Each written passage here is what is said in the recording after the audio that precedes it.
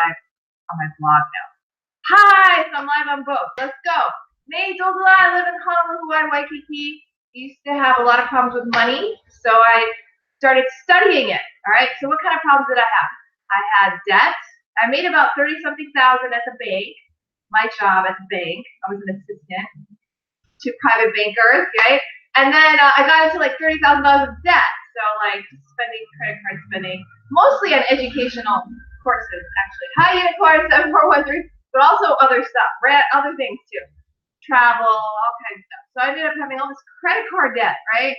Didn't own any property at the time. And I was dreaming, oh, I want to own a property, and oh, I want to get out of debt, and I want to just, quit my job. Hi. And I want a family, and I was like dreaming all these dreams, and finally I made them come true, right? In April of 2016, paid off all my debt. December 2016, quit my job and bought condos in 2017, 2018, and 2019. So now we own 2 condos, and this is one of them, this 2-bedroom condo that I showed on Periscope a little bit with the view of Diamond Head. Hi, Green Bear, welcome. So I improved our net worth, our family's net worth, from negative to positive, negative 6 figures to positive 6 figures, improved it by $500,000 in 5 years. So it was a huge, huge change. Hey, what's up, Green Bear? And I like to blog about and study financial freedom because I want personally to create it, right? And for my husband, I want to create it. Hi, Silly Manvar. And I want to create it with you. So I enjoy it, so I figure I'll study it, and then I'll share what I learned with you at the same time, okay? And it's fun to be together because I like to be with people who take action. I take action. That's why I quit my job, bought property, all these things. Now I live in this dream. I mean, this place is huge to me. I have like an echo now. It's like amazing. I spent last weekend at a resort here in Hawaii. Thank you. I spent last weekend at a resort in Hawaii, did my nails, played in the water, went swimming, hung out at Laie Point, a cliff overhanging the ocean. It was wonderful. So if you're looking to change your life, create a lifestyle where you have rest, you have time to go to luxury resorts and the money, and you can spend time in beautiful apartments and fancy areas like Waikiki. And if you want to create passive income for yourself, during that whole time when I was in debt, I just went from 0 savings and 0 passive income to now I make over $500 a month in passive income coming in. That's for us to spend, right? Hi, Versada photograph. This doesn't count. When I say passive income, I'm not talking about network marketing or anything. I'm not talking about my business income because this isn't passive. I'm talking to you right now. I'm not passive about it. Hi, Brima. So I also do finance freedom coaching. Yeah, I have clients who come in, we meet online, and I help them create financial freedom. Right? So that's also something that I do, right? And that is not passive. Okay, so passive income is money we make from like dividend yielding stocks. Someday maybe our real estate will be passive. It's not completely passive yet, so I don't count it. But so there you have it. There's passive income, active income, and if you want to create freedom, you need to have some passive income coming in, right? Hi, Sriram. That's what I focus on mostly. Passive income, income generation, creating more income, making it passive, and being able to have more free time. So I market for an hour a day during the week. Yeah, so only 1 hour, and I like to do it. That's why I do it. I went from a 40-hour week job to 5 hours a week, my own business, and I love it. I'm healthier. I get enough sleep. After this broadcast, I usually will meditate. And I will go within and I'll focus on what to realign in my own life. And to be able to do that is a miracle, right? To have the time to meditate, to sleep, to live in a dream place, to be with my son more. I have a 5-year-old, and I just dropped him off at school. I'm going to pick him up at noon. Then we're going to hang out from the playground, and I'm going to take him to a swim lesson. And then we're probably going to hang out again, and he's going to go to ukulele. And I love it. I love it. So I want you guys to have that kind of life where you have the freedom you want. Hi, Duradum. Where you have the freedom you want. And as you create passive income, your life becomes more and more a dream, right? You don't have, it's less than you think, right? You think you have to make the same amount as your salary. That's what I thought when I started. Oh, I need to make $3,000 a month in passive income to quit my job. But actually, I didn't need to make that much to quit my job. To make much less, because there's ways to get what you want, and there's ways to create more money without necessarily getting more income. So that's what this whole blog is about. Freedom, freedom, financial freedom.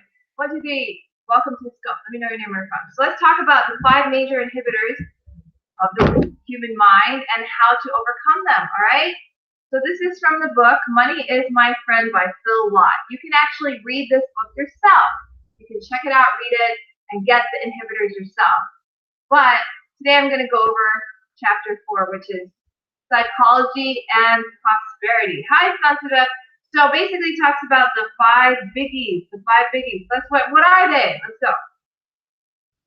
The birth experience, parental disapproval syndrome, specific negatives, unconscious death urge, and other lifetimes. All right. Hi, Lewis. Welcome to the scope. Let me know where you're from. All right.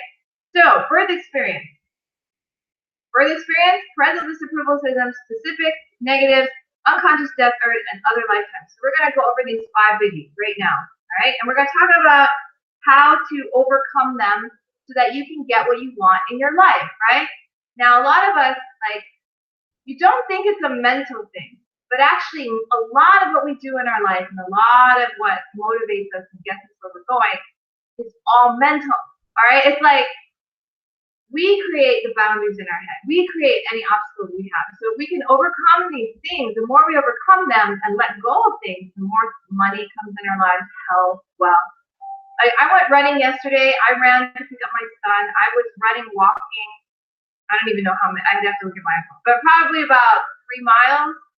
And then I went running on Saturday. I went running 8 miles on Thursday. I'm getting to be very physically fit. I stretch. I'm working on doing the split. So I have that aspect. I eat healthy. I get enough sleep, right? It's like something that they teach you when you're a kid, but when you grow up, you don't know how to do it yourself. But I do that, right? So as I let go of mental junk in my life, right, I became healthier, happier, wealthier, like more money came in, more money is in my life. We live in a really nice place now, like fancy place. Hi, Camila 2689. If I was going on a vacation in Hawaii, this would be one of those nice Airbnbs I would stay in. Of course, you can't Airbnb the condos, but it's just nice. It just looks nice here, like a hotel almost to me. So how does that happen? Like I just let go of mental junk, and then suddenly more wealth, more health, more happiness. Hi, Flora. I'm going to share with you these 5 biggies more specifically, and then we're going to talk about how to overcome them, because that's the most important part, is overcoming these things that are stopping us from getting what we want. All right. Feel free to ask any questions anytime. If you're watching me on YouTube and on my blog, I am on Periscope right now. Oh, you see this little phone here. So if you want to talk to me, just jump on Periscope, okay? So it's May Duldalau is my tag handle on Periscope. MEYDULDULAO. You can just find me there and talk to me. Hi, Bell1984. Welcome. Ask any questions you want. If you want to say anything to me, I'm here. So let's begin, all right? The birth experience. What is the birth experience? Okay, so birth was a confusing event that marked the end of a 9-month period of relaxation in the womb, right? So some of you might be thinking, birth experience, but bear with me, okay? In the womb, the Kundalini energy that built your body in the first place flowed uninhibitedly. You just had all this energy flowing through you. It built your body, right? And all your needs were met, and you didn't have to do anything. You're just there. You're growing. You don't have to do anything. All your needs are being met. You're just a happy little guy inside the womb. So birth was your first social experience. First time you had to interact with anybody. Okay. Hi, 612. Welcome. Let me know your name, where you're from. So this first experience, the first experience you had with people whom you could see, right, is the birth experience. So the conclusions you made about life at birth are important to know about and to change in developing a prosperity consciousness. Okay, so you might be thinking, wait, birth experience? Bear with me. Hi, Saria. All right, almost everyone learned how to breathe after the umbilical cord was cut. This means that breathing was learned in fear and panic of death. And then For this reason, almost everyone breathes less than fully and freely. Hi, Tigger Color. Welcome. Thanks for the heart. Let me know where you're from. Okay, if that's your name, Turkey. Anyway, if you have another name, let me know. Breath is a connection between the visible and the invisible. Breath is a connection between God within and God without. So breathing is the activity that we do most of. Mastering your breath is an eminently practical thing, right? And is an eminently practical, what else is it? Oh, to do whether you like to increase your income or not. So if you want to increase your money, he says master breathing. Now you might be like, what is he talking about, right? Master breathing? But it's an interesting thing, right? Solitude is joyous if you are breathing fully and freely. If you are not, then solitude becomes loneliness and is distressing because the lack of distraction allows the struggle that is required for you to breathe to come to your attention. So that's really interesting. I never even thought of that. But he's saying that if you breathe fully and you breathe and you're really good at breathing and bringing all your breath in, all your breath out, right? You're going to be okay with yourself, basically. Hi, Auroras. You're not going to have to go around getting distractions. You're not going to have to go around looking for something to distract you from your lack of breathing. It's a really interesting theory. I was like, what are you talking about? Anyway, I want to suggest a simple exercise so that you can get an idea of the power of your breath. Lie down in a relaxed position, close your eyes, take 20 even, medium speed breaths in and out through your mouth. Being careful to connect the inhale with the exhale and the exhale with the inhale and continuous rhythm. Hi, Manuel, Zero, welcome. So basically you inhale and you exhale, medium speed breath, and you have to connect the inhale with the exhale in continuous rhythm. And then after that, you take 4 easy breaths. You did it 20 times. So like you have to lie down here. So I'm just gonna say breathe in, breathe out, breathe in. So you just keep doing it in and out 20 times and then take 4 easy breaths after. He says that's a really good exercise to do. And it'll make you feel better. Right? And I did that. I actually followed his advice. I laid down and I did the breathing and I was like, I do feel better. So, hey, right, whatever works. The essence of the birth experience is unexplained emotion. Said another way, it is the confusion between love and pain. This confusion manifests in people's lives with the idea that it is possible to suffer enough to earn bliss. If you think you can struggle enough to earn bliss, you're a bit like the ancient pagans who thought they could prevent earthquakes by sacrificing goats. The trouble with this way of thinking is that it produces external anxiety because no one ever comes along to tell you that you have sacrificed enough goats. Okay? So what happens with this birth experience, he's saying, hi, Akiko, is that you had to go through a lot of pain to be born, maybe. Not everyone's born with a lot of pain. Like if you get a C-section, I don't think you're born with pain. Hi, Sunny Lip. Welcome. But if you're squeezed through, like a baby like that, it might be painful. And then when you come out, you have to start learning to breathe, and you've never breathed before, so you're like, right? So he's saying that you might feel like you have to go through all this pain in order to feel happy, right? Because you're born now. You can breathe, and oh my goodness. So you might have learned that when you were born, that pain comes before pleasure, right? As you begin to unravel significant events in your personal history, the events surrounding birth and parents' conditioning, you will discover that the events are not the important things. The events, no matter how terrifying, are over and done. They are the past. Hi, Eddie. Welcome. Let me know where you're from, guys. Resolving our suppressed feelings and uncovering the ideas and rules about life that we made as a result of these events is the important thing. Okay? Tendency is to keep operating on these unconscious rules until they are consciously changed. So, if you feel like you need to have pain before pleasure, no pain, no gain, then you might have this issue, all right? Because that's not the truth for everyone. Hi, Eddie, welcome. Where are you from?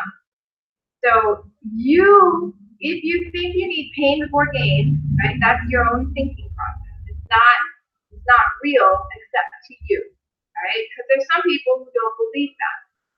And I used to believe that, Yeah, welcome. Where are you from? I used to believe that you had to have pain before gain and you had to suffer and all this kind of thing. And then I met my husband. Thanks for the heart. Met my husband And I realized, like, he made way more money than me. He didn't get as many college degrees as me. He naps during the day, you know, things are high-end restaurant. He works out every day. He has a great life, right? And he makes way more money. And I was like, okay, you're much more relaxed, you get enough sleep, you work out, you make more money. I was like, okay, I'm doing something way wrong. And it's the whole idea that you need pain before gain. That's actually was my own imagination. I made up a story that said I need to have pain before gain. So then I was like, you know what? I'm going to be like my husband. I'm going to have lots of great things in my life, and it's going to come easily and happily, pleasurably. I'm going to enjoy getting lots more stuff in my life. So that's a story that might have been created when you were born, when you first born, and it felt like you had to go through so much pain to have it. Hey, Bear. If you think you can't remember things when you're a kid, most of the stuff that we operate on, our emotional programs, you're all built in when you were a kid. Okay? I know, because I'm raising one now, and I see all the stuff, and I'm like, oh, some of that's mine. You're copying me. It's funny. Kids are smart, They learn a lot of stuff. My son's 5. He already knows pretty much so much stuff. Hi, Nico. Welcome. So he talks about a personal story now, so a lot, okay? He said when he started traveling around the country, he had this problem where his seminars were successful outside of his hometown, like when he traveled, like a dream. What do you mean like a dream? So Eddie says like a dream, laughing. So Phil Locke, he would travel and his seminars would make a lot of money, but then he'd come back to his hometown and no one would come to his seminar, right? So he's like, there must be something going on. So he said it was interesting for me to see. Hi, Kajika. Welcome to Periscope. Welcome to my Periscope. So he said it was interesting to see he was a teacher of prosperity principles. His income would almost go to zero whenever he came home. So he started to think about this problem, and then he says, I remembered when I was a child, right? My father had commuted from New Jersey to New York City to work. Hi, Alvisa. Hi, Hassanali. Welcome, guys. So his father would commute from New Jersey to New York to work. I thought that I was copying his example of having to travel away from home to earn money, right? And I started writing affirmations. I am not my father. It is easy for me to produce an income from home. But nothing happened, all right? So he still couldn't make money from home. So the next time I went home, my income was even less than before. So that didn't work, right? By this time, I had enough motivation to succession with the breathing. So it's pretty easy for me to recall incidents from my birth and my infancy. So he said he did the breathing practice, got comfortable with his breathing. So now he can remember when he was a kid, when he was a baby. I don't know if you guys remember when you're a kid or you're a baby. I can remember some parts of when I was a baby. Hi, Waianae English. Waianae English. Welcome to the scope. Are you in Waianae and are you teaching English? So he said, when I started thinking about this problem again, thanks for the hearts, guys, I recalled being in the nursery just after my birth, right? The door to the room opened and a hospital attendant walked in. Hi, Uno, welcome. I jumped in fright at the prospect of being mishandled again. So he was scared. There was a hospital person that came to his door. He was a baby in his little crib. And he saw the hospital person. He was like, there's a hospital person. So I guess he doesn't like it when they pick him up and stuff. Maybe they hurt him or something. But he realized that the hospital person, the attendant, was 40 feet away. It was like far away. And then his next thought was, I don't have to worry about him. I only have to worry about people close to me. Hi, Connie Jomo Fiosa, welcome. So when he was a little baby, he already made this conclusion that he didn't have to be scared because that person was far away. He only has to be scared about people who are close to him. And he knew this was related to his problem with money. He didn't make money at home. He only make money going away. So he took the affirmation, I'm willing to trust people near me. And the next time he went home, his business started providing him with money. Okay? Same money that he made when he was away. So that was how he fixed his money problem. I wrote him, he did the affirmation, I'm willing to trust people near me. So this is pretty powerful stuff, guys. He just had to change one thought pattern in his head, and he started making all this money at home, right? So he has a little note to the skeptical here. There's a lot of people who don't believe you can remember when you were a child and when you were a baby. Okay, I remember some parts of when I was a baby. So the more you can remember back that far, the easier it will be to figure out why you think the way, like what caused it, and where is the root. You don't necessarily have to know what you were thinking as a baby, because you can kind of figure out what's going on in your brain now. It can just meditate sometimes, but he's talking about it's unusual to remember one's birth and one's infancy. I don't remember my birth. Hi, Joker 100. But it is only unusual from a statistical point of view, because most people don't. Some people recall very little from their childhood. Clearly, what you remember has nothing to do with time, right? Because most teenagers don't recall their birth, and most 6-year-olds can remember being a teenager, right? So if time were the governing factor, then by logic, most teenagers would remember their birth. It's natural to remember everything, and effort is required to suppress memory. For this reason, remembering harder doesn't work. The events that are forgotten in your past are forgotten as a result of the unconscious decision to suppress the pain associated with them. So it makes sense, right? When you're 60 years old, you can remember when you're a teenager, right? But when you're a teenager, you don't remember when you were born, and that's because there's stuff there you don't want to remember. Hi, Orion, I can see that, right? When you're born, when you're a kid, you're helpless, there's people around you, they might have hurt you by accident, Hi, Nightpaper Modi, they might have done things that made you feel uncomfortable, unhappy, so you just want to forget it, right? And move on and become older so you have more control and you can do your own thing, and then it's like fun to remember, right? Okay, so that's birth experience. Parental disapproval syndrome, biggie number 2. All right, I hope you guys have a lot of time.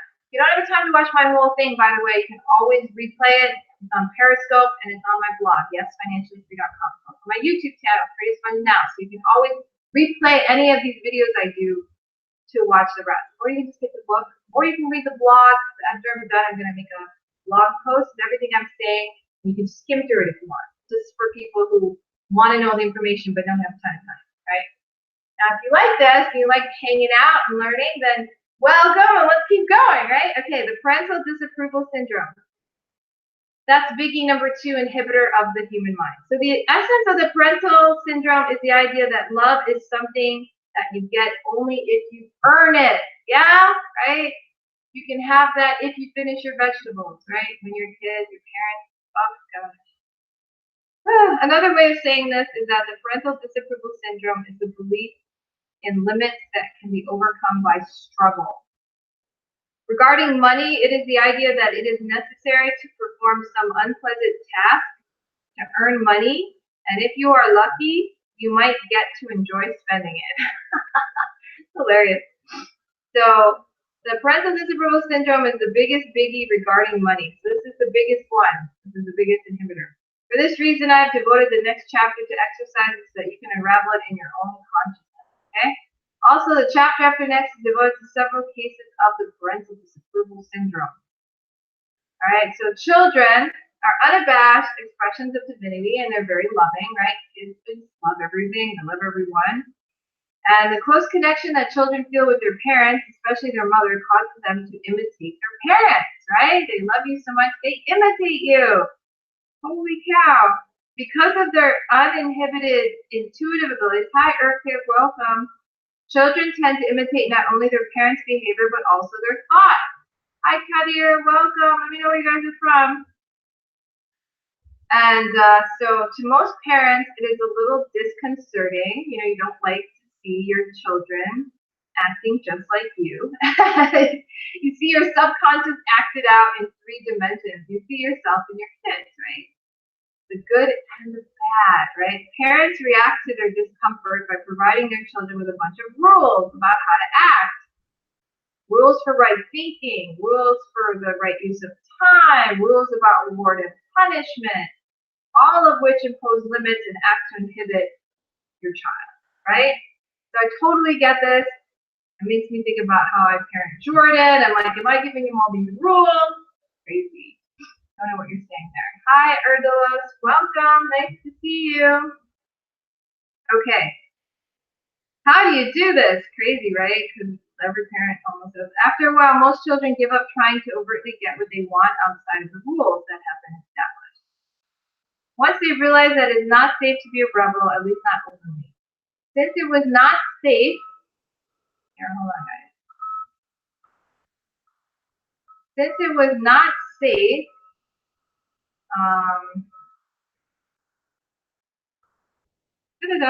to express hostility that you felt as a child, it is probably suppressed in your consciousness, from where it operates without your awareness and apparently without your control. It is the hostility that people feel towards their spouses, their children, their bosses, the government, and so forth. The value of understanding the parental disapproval syndrome in your consciousness is that it is much easier to resolve the hostility once you understand its source. Alright? See, I can totally see that. Right? It's a good idea to close your eyes and imagine your parents as small children. This will give you the opportunity to say to them what you always wanted to say in a safe way.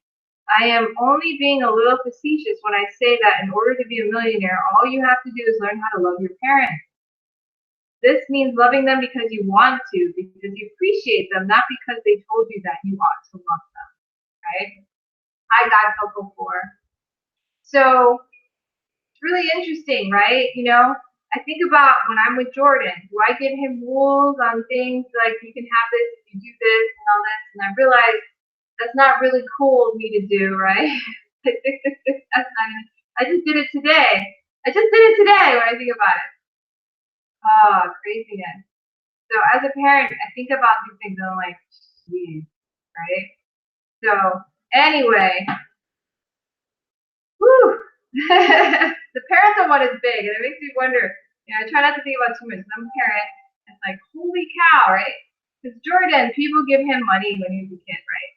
So theoretically, he has his own money. Yeah, I've invested it for him, and it makes him passive income because I make passive income. That's what I like to do, right? Create passive income. So my son Jordan has passive income, not a ton, but he makes like $30 a month in passive income, right? That's money from dividends, interest, stuff like that. So he has $30 a month to spend. So we go to the store and he wants to buy something. If he has the money in his account, you know, I really have no right to say no, right? Unless, of course, it's something he shouldn't buy, but he's a little kid, but you know, it's dangerous or something. But otherwise, I really have no right to say no, right? So, and I used to say no, and then I'm like, oh, I guess he can buy what he can afford, right? So let him buy with his own money. The things parents go through, right? You don't want him to think that everything has a condition on it, right? If he just wants to buy it, let him buy it. Blows my brain. So he got like this frisbee. Here, I'll show you the frisbee. Hold on. This frisbee, right? He bought a frisbee yesterday. He wanted this frisbee. It only cost $1, right? And I was like, okay, you can get it. But I put a condition on it. I was like, because he kept whining about it. Can I have a frisbee? Give me the frisbee, give me the frisbee. And I was like, you know, you gotta stop whining so much. I'll get you the frisbee if you can stop whining. You know, just, you know, like, I'll get it for you, okay? And also don't whine about the thing in the morning or saying, pick me up from school. Totally put a condition on the frisbee. Oh! Okay, so you might suffer from parental disapproval syndrome. So you have a lot of hostility inside, and you don't realize it's because when you were a kid, you wanted to express hostility toward your parents, but your parents wouldn't let you because they'd spank you, or they'd yell at you, or they'd lock you in your room, and you couldn't just be angry at them without having problems. So you had to pretend not to be angry, or just hide it, and maybe you didn't even know you were doing it. And because you push down your anger and your discomfort and your unhappiness, it becomes this like hostility you have for everyone, right? Hey, David Robinson, well, welcome to the show. So that's the parental disapproval syndrome. Unconscious death urge. That's number 3. Just as a person's ideas about money, number 3 is specific negatives. Excuse me. All right, specific negatives. Oh, how do you get over the parental disapproval syndrome? Is to love your parents because you want to, not because you have to. Not because of conditions or rules, just because you love them, just because you love them, and that's it. And just love your parents. Seems kind of easy, right? For some of you, it seems really hard. I feel like, love my parents. Ah! Okay, number 3 biggie is specific negatives. Specific negatives are the favorite negative ideas that people use to limit themselves, right? Whenever you feel depressed, write down all your thoughts. This will transfer your depression from subjective reality to objective reality and make it easy for you to see the cause of your depression. Hi, Norma Jean, welcome back. After writing down your thoughts for 15 minutes or so, you will probably say to yourself, no wonder I am depressed. Anyone with thoughts like that would feel depressed. The next step is to take the negative thoughts you were just thinking, as indicated on the paper, and invert them into affirmations, and then write the affirmation. I have found that this simple little exercise cures depression every time. So sometimes what's inhibiting you is just some negative thought, like no matter what I do, it's never enough, right? So then what you would do is, if you have that kind of a thought, you would change it to I'm enough. Everything I do is more than enough, and everything's always enough.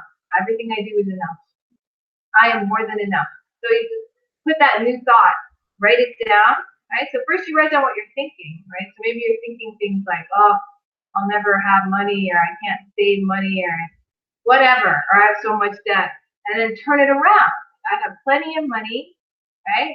It's easy for me to save money, right? I'm a great investor, and I have plenty of cash and assets and money. So just write the opposite of what your negative thoughts are, and then that will cure the specific negatives. Everyone has their own thinking pattern, whatever yours is. So the only way to find out is to just write down what you're thinking, baby. Write it down. Woo-hoo-hoo. And then you'll know what you're thinking, and we think different things about personally. You don't have to share it with anyone. Just write down what you're thinking. Hi, God, Coco. And then figure out the opposite. And then say that every day, the opposite. So that you can release whatever you're thinking will be overwritten. You're going to overwrite it with a better thought, better thinking, right? Like something good is always about to happen, or I'm always in the right place, the right time, doing the right thing. I like that one. Some people don't like that one. I like that one. Hi, Sarah, welcome. So I used to always be worried that I wasn't doing the right thing. So now I'm always knowing that I'm doing the right thing at the right time. So everything's cool with me. So, and then everything happens for a good reason. There's a lesson, right? I put that one in my brain for years. Hi, Doberick. And then that helped me a lot, right? Everything happens for good reasons. Now, everything that happened, I'm looking for the lesson. What's the good reason? What's so great about what happened, So whatever you do in your head with those specific negatives you have, just write down the opposite, the one that you like, the empowering one. Hello. Okay, so that's the number 3 biggie. Okay, so the first biggie was the birth experience, whatever happened there when you were born and a baby. The second one is parental disapproval. Oh, we have Turkey. Welcome from Turkey. Nice to see you. And then we have specific negatives, specific thoughts that you have in your head that are negative. Okay? The next one is unconscious death urge. Unconscious death urge. Let's see. This one was big for me, actually, when I read it. Just as a person's ideas about money are the cause of his experience of money, so are a person's ideas about death the cause of his experience about death. Thanks to the heart. Many of us have been trained to believe in the inevitability of death. Hi, Arzu. Hi, Coach. But I have to go. That's fine. You can watch the replay next time. And you can also get the book, or you can check the blog out at yesfinanciallyfree.com. Thanks for being on, though. And follow me before you leave. Just write follow. Okay, so this training, hi Rick. Wow, super fan. Rick is on. Nice to see you, Rick. But you're not a super fan anymore, but that's okay. It's still love you. Oh, yes, you are. You have the flame. Hi, Ali Baha. Welcome. Okay. Always good to have super fans. Yes, we're talking about the unconscious death urge from Money is My Friend by Phil Lott. Okay. So, Blah, blah, blah. Many of us have been, okay, this training frequently results in an entire belief system about death, all right? I'm about dying. With the idea of life extension, rejuvenation, and immortalist philosophy becoming more popular, this belief system can be challenged. The unconscious death urge is the name of the belief system about death. It is based on scarcity, lack, and limitation. Freeing yourself from its influence will increase your prosperity to no end. Hi, Dobrik. Welcome. The essence of the unconscious death urge is the helplessness and hopelessness surrounding the idea that you can't even earn the love that you want. When I first heard about immortalist philosophy, I thought it was a unique idea. I found that after one exposure to the idea that I thought about it a lot and noticed its practical aspects, I realized that the belief in the inevitability of death was a statement that the universe is a hostile place and that there's something waiting to kill you without your permission. Hi, peace and welcome. Let me know where you're from, guys. So that's true, right? If you think about death and you're like, oh, everyone's going to die, and you've actually accepted the fact that the universe is a hostile place and it's going to kill you without your permission. Pretty big realization. If you have this idea, then the intelligent thing to do is to protect yourself from death. And so the constant effort required to protect yourself causes tension in your body. That makes sense. If you think that death is inevitable, then don't be surprised if people are hostile to you, right? Religion has never adequately explained the inevitability of death. Maybe it is just a belief in the inevitability of death that causes death to occur. Think to the heart. In any case, you have nothing to lose by affirming your right and ability to live forever. The peace and certainty of life that will begin to inhabit your consciousness will make it easier to increase your income or anything else you want to do. Really interesting, right? So basically saying, stop believing that you will inevitably die, and instead start believing that you will live forever. Hi, 50294115. You might be thinking that's weird or strange or just silly. That's what I thought when I first heard it. But his point is that there's nothing wrong with thinking that you will live forever. And you never know. You know, technology these days is kind of crazy. We could live forever. By the time I get older, you know, there might be a technology that'll regenerate all my cells and like I'll just be living forever. I don't know. I mean, seriously, technology is crazy fast these days. So it isn't actually true to say that you will inevitably die because it's not necessarily actually true anymore. For real. So you can mystically believe you'll live forever, or you can scientifically believe you'll live forever. Nowadays, I mean, seriously. So when you think about that, what he's saying is let go of this idea that you're going to die because it causes too many problems with your health. You know, you're spending too much time protecting things and worrying about death, right? When you forget about life, right? You're not living. It's like, you know, when you're born, if you're constantly thinking about you're dying, it's going to take a lot away from your living. And then, of course, you're not going to make as much money or have enough energy or just be happy if you're just worried. And this one, I read this, was like,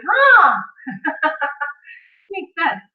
I have worked with clients whose death urges, the only two guaranteed in life, death and tax. See, that's what people say. But then again, maybe not. Right? I have worked with clients whose death urges were active during the time we worked together. Just the idea of immortalist philosophy enabled them to double their income. And they didn't have to change much. They just had the idea that you could live forever, and they doubled their money just from that one idea. Okay? Because it freed their minds from worrying that they had been doing about death, right? Because it freed their minds from the worrying. All the worrying they were doing, they stopped worrying about it so much. And then they doubled their income. Mastering physical immortality seems to be a three-part process. Master immortalist philosophy, and he has a couple of books he says in the bibliography to get started. Look back there. The bibliography has books on immortalist philosophy. Let me check that out real quick. I don't see a bibliography back here. Bibliography, postscript. Most religions have the "you can live forever" as part of their teaching. Really? Like how the anyway. Free yourself from your own personal death urge by rooting out any loyalty to death that still inhabits your consciousness. And practice mastery of your body. That's what he says that you can do to get over death. So when I read this chapter and after rereading it, I realized that I have a pretty strong death urge. Because I remember when I was a kid, and I knew this since I was a kid. I remember being in school and I was always worried about dying. I was worried about my mother dying. I was worried about my father dying. What would happen if they died? You know, and it would really worry me so much. Even in school, it would worry me. And I remember that at the time, I was like, you know what? I don't want to be worried about this because it's like, it's annoying, right? So I decided to just study a lot as a distraction to stop thinking about it. So I studied really hard in school just because I was afraid of dying and didn't want to think about it anymore. I have a strong death urge. So I was like, maybe that's what's going on. Maybe that's why I have so many money problems. Death urge, right? All right, the last one.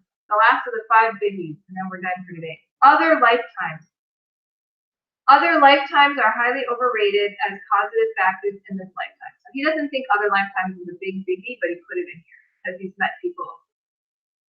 Among the thousands of people I have worked with, I only have encountered very few people, who it was another lifetime was the major psychological causative factor in this lifetime. Right? So for this reason, I'm willing to consider they're important. Parental disapproval syndrome. Parental disapproval syndrome is the biggest one, though. However, I have noticed that people who are very intent on blaming karma for their problems are the same ones who think it is imperative to love their parents. Hey, Steelkey. Hi, guys. This is the heart. This makes them much more willing to blame karma than their parents. Freeing your mind from the effect of the 5 biggies will increase your wealth, love, happiness, and health. It doesn't really talk about other lifetimes much because he said most people aren't affected by other lifetimes in this lifetime. But he has met some people who seem to be really affected by a previous life, so he put it in there because it might be your issue. So if you think a previous lifetime is your issue, that's what you have to deal with. Those are the 5 biggies. That was pretty cool. So he has some affirmations that you can do to cure your obstacles. He also already talked about getting over them, but we'll talk about some of them, right? Because the birth one. So if you have a birth syndrome issue where a lot of things happen when you're born, you get a lot of pain, you wanted to block out being born, block out the whole process, you're like, you don't remember anything. This is some birth affirmations to get over any problems with birth. I forgive my parents and the doctor for the pain they caused me at birth. I acknowledge their love for me and mine for them. Hi, 070, welcome. I survived my birth. I have the right to be here. I am glad I was born, and so is everyone else. I like that one. I am now breathing fully and freely.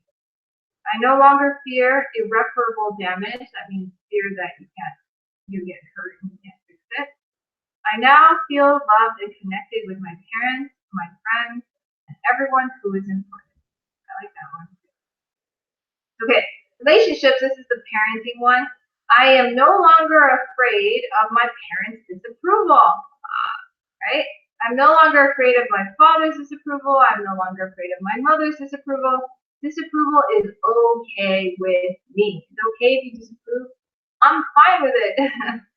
I receive assistance and cooperation from those people everywhere necessary to achieve my desired results. Everything works out more exquisitely than I planned it. I am willing to allow more bliss, love, and money into my life than I could imagine before. I am now willing to succeed. Yay! Okay, so this one's the aliveness. This is to overcome death urge. Aliveness. My infinite life stream has the ability to heal every cell in my body. Since I am the person who knows the most about my body, it's easy for me to heal it. That's a good one, right? You think doctors are going to take care of. What about you? You can heal yourself, right? I can live forever on bacon, eggs, and chocolate cream pie. My wealth contributes to my aliveness and to the aliveness of others. And I am at cause over money. Hi, James Big. Welcome to Periscope. I am at cause over my body. I don't know what it means I'm at cause over money. If you guys know, let me know. Thanks for the heart. Okay. So, and then he has some other, the suppressed hostility. So if you have a lot of suppressed hostility from the parent syndrome, this is a good one. I forgive my parents and others for their ignorant behavior toward me. I forgive myself for my ignorant reactions towards them. Forgive myself for hating my parents and other people. Forgive others for hating me. Forgive myself for not hating my parents and other people when it was appropriate, or when they deserved it. I'm glad other people don't always express their hostility towards me when I think I deserve it. I now feel loved and appreciated by my parents, my friends, and everyone who is important to me. I have the right and the ability to express my hostility without losing people's love, and I take responsibility to clean up the mess and restore harmony when appropriate. I no longer have to be a nice guy to succeed with people. I now forgive the ignorance of my doctor and parents for the pain they caused me at birth. I'm glad to be out of the womb so I can express myself fully and freely. All right. And this one's general aliveness enrichment. So if you're free, hi Dr. John, welcome. If you're free of death and you want to enhance your aliveness, here are some affirmations. My mind is centered in infinite intelligence that knows my good. I am one with the creative power that is materializing all my desires. English in this Periscope, please, guys. I have enough time, energy, wisdom, and money to accomplish all my desires. All the cells of my body are daily bathed in the perfection of my divine being. I am always in the right place at the right time, successfully engaged in the right activity. I am alive now. Therefore, my life urges are stronger than my death urges. As long as I continue to strengthen my life urges and weaken my death urges, I will continue to live in increasing health and youthfulness. Life is eternal, and I am life. My mind, as the thinking quality of life, is also eternal. Therefore, my living flesh has a natural built-in tendency to live forever in perfect health and youthfulness. My physical body is a safe and pleasurable place for me to be. The entire universe exists for the purpose of supporting my physical body and providing a pleasurable place for me to express myself through it. I now receive assistance and cooperation from people. My days and nights are filled with physical and mental pleasures. I now give and receive love fully. The more I win, the better I feel about letting others win. Where is Dewey?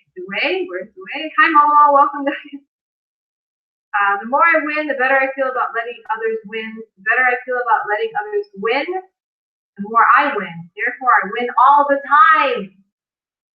I daily make valuable contributions to the aliveness of myself, to others, and to humanity, and I no longer have to ask permission to do the things that I know should be done. All right, so those are the affirmations. That's what you can do to overcome the 5 major inhibitors of the human mind. And again, the 5 major inhibitors are birth experience, parental disapproval syndrome, specific negatives, unconscious death urge, and other lifetimes. So I hope this was informative. I hope you learned something. I hope you liked it, enjoyed it. Thank you for being on this scope. My name is May Dugalau. My blog is yesfinanciallyfree.com. So check out that blog if you haven't. I will condense that down and write it up in the blog, probably today or tomorrow. So you can check out if you want to recap in writing. Should be there probably by the end of the day tomorrow, by Monday, hopefully next week. I'll have that done. And then you can see it easily. I really enjoy doing these scopes. As I said, I'm a student. I'm always learning more. And this is a way to get me to practice what I'm learning and also to share it with other people so that I feel good about it. And it's great to have you here. So I really appreciate you sharing this experience with me. I actually really enjoy some of these affirmations. I'm going to adopt and create a little recording for myself to listen to every day. But affirmations are really very helpful. I use them a lot, ever since I started this whole thing. You're welcome. Thank you for being on. I appreciate it. So I've been using affirmations a long time, and my life completely different when I started. Trust me, I look different.